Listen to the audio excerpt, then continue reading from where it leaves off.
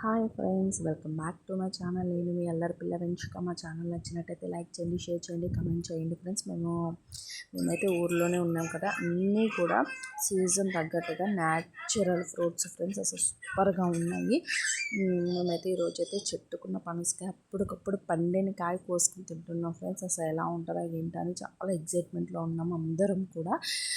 అసలు కాయ అయితే చాలా చాలా బాగుంది. పండింది నొక్కితే సరే అనేసి చెట్టుకాయ అప్పటికప్పుడు కోసుకొచ్చి కట్ చేస్తున్నాము. చూడండి, చూసాక ఎలా ఉందో మీకు చెప్తాను.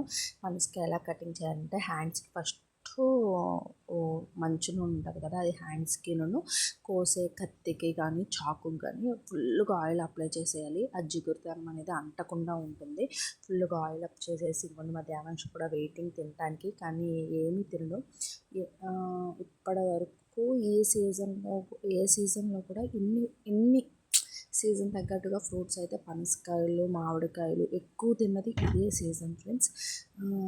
చూడండి, పెద్ద పెద్ద తొనలు చాలా బాగుంటాయి అనుకుంటా. ఒక్కొక్కరికి ఇస్తున్నారు. అన్నయ్య అయితే కోసి కట్ చేసి వాళ్ళ ఇంట్లో అయితే చెట్టు ఉంది, సరే అనేసి తింటామని అప్పటికప్పుడు అప్లై చేశారు చెట్టుకి. తొనలు మట్టుగా చాలా పెద్ద పెద్ద తొనలు, మంచి రంగు వచ్చి మంచిగా ఉంది ఫ్రెండ్స్.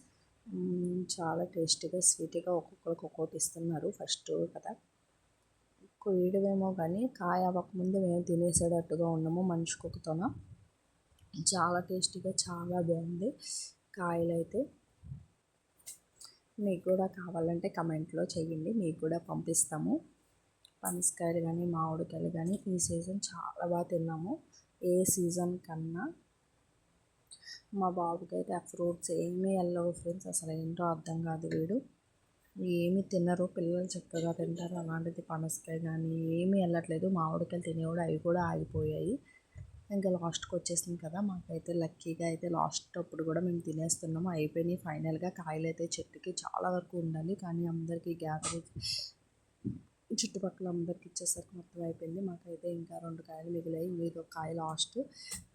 కాయ మట్టుకు చాలా టేస్ట్గా చాలా స్వీట్గా ఉంది. పనసకాయ చూడండి, మంచి రంగు వచ్చేసింది. అసలు ఎంత బాగున్నాయి అనుకుంటున్నారు, పెద్ద పెద్ద తొనలు. మేమైతే కాయ కట్ చేయకముందు శుభ్రంగా తినేసాం ఫ్రెండ్స్.